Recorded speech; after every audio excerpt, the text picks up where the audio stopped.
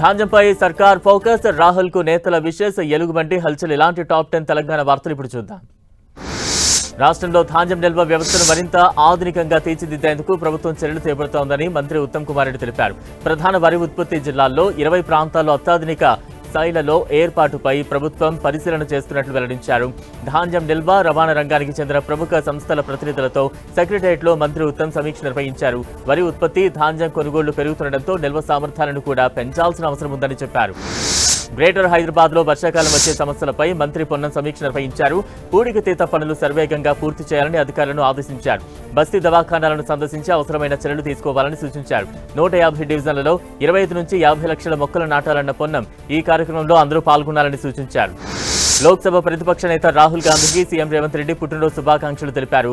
ప్రజాస్వామ్య విలువలు, సామాజిక న్యాయం, ప్రజా సంక్షేమంపై రాహుల్ గాంధీకి ఉన్న నిబద్ధత ఎందరికో స్ఫూర్తినిస్తూనే ఉందంటూ ఎక్స్ లో పోస్ట్ చేశారు. ప్రజల సంక్షేమం కోసం పాటుపడే నాయకుడు రాహుల్ గాంధీ అని మంత్రి సీతక్క అన్నారు. రాహుల్ గాంధీకి జన్మదిన శుభాకాంక్షలు తెలిపిన సీతక్క ఆయన పుట్టినరోజు సందర్భంగా గాంధీ భవన్లో నిర్వహించిన రక్తదాన శిబిరంలో పాల్గొన్నారు. రాహుల్ గాంధీ పేదల గొంతుకన్న సీతక్క మోదీ హయాంలో అదానీ, అంబానీలు దేశాన్ని దోచుకుంటున్నారని విమర్శించారు. రాహుల్ గాంధీ జన్మదిన సందర్భంగా గాంధీ భవన్ లో మెగా జాబ్ మేళా నిర్వహించారు. ఎంపీ అనిల్ కుమార్ యాదవ్ ఆధ్వర్యంలో నిర్వహించిన మెగా జాబ్ మేళాకు నిరుద్యోగులు భారీ సంఖ్యలో పాల్గొన్నారు. డాక్టర్ సెల్ ఆధ్వర్యంలో రక్తదాన శిబిరం నిర్వహించారు. ఫిషర్మెన్ కాంగ్రెస్ చైర్మన్ మెట్టు సాయి ఆధ్వర్యంలో బడి పిల్లలకు పుస్తకాల పంపిణీ కార్యక్రమం కూడా నిర్వహించారు. బీజేపీ జాతీయ అధ్యక్షుడు నితిన్ నబీన్ ఈ నెల 28 నుంచి 30 వరకు 3 రోజుల పాటు తెలంగాణలో పర్యటించనున్నారు. 3 రోజుల పర్యటనలో భాగంగా బీజేపీ రాష్ట్ర వర్గ సమావేశాలకు హాజరు కానున్నారు నితిన్ నబీన్. ఎంపీలు, ఎమ్మెల్యేలు, ఎమ్మెల్సీలతో ప్రత్యేకంగా సమావేశం కానున్నారు.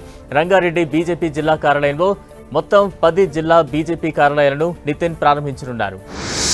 సింగరేణి బాయిబాట కార్యక్రమంలో భాగంగా తెలంగాణ రక్షణ సేన చీఫ్ కవిత పెద్దపల్లి జిల్లాలో పర్యటిస్తున్నారు.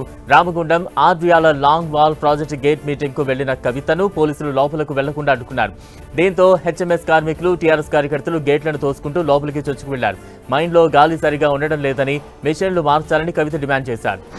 జయశంకర్ భూపాలపల్లి కాళేశ్వరంలో మంథని మాజీ ఎమ్మెల్యే పుట్టా మధు పర్యటించారు. కాళేశ్వరం ఆలయ అభివృద్ధి, పునర్నిర్మాణ పనులపై తీవ్ర విమర్శలు గుప్పించారు. ఆలయ అభివృద్ధి పేరుతో కోట్ల రూపాయల దోపిడీకి ప్రయత్నాలు జరుగుతున్నాయని ఆరోపించారు.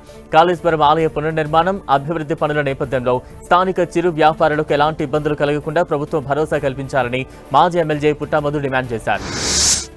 సంగారెడ్డి జిల్లా పటాన్చెరులో ప్రభుత్వ భూమి 1599 గజాల స్థలానికి హైడ్రా అధికారులు కంచె ఏర్పాటు చేశారు. ఈ స్థలంలో కంజికా పరమేశ్వరి ఆలయాన్ని నిర్మించనున్నారు అధికారులు.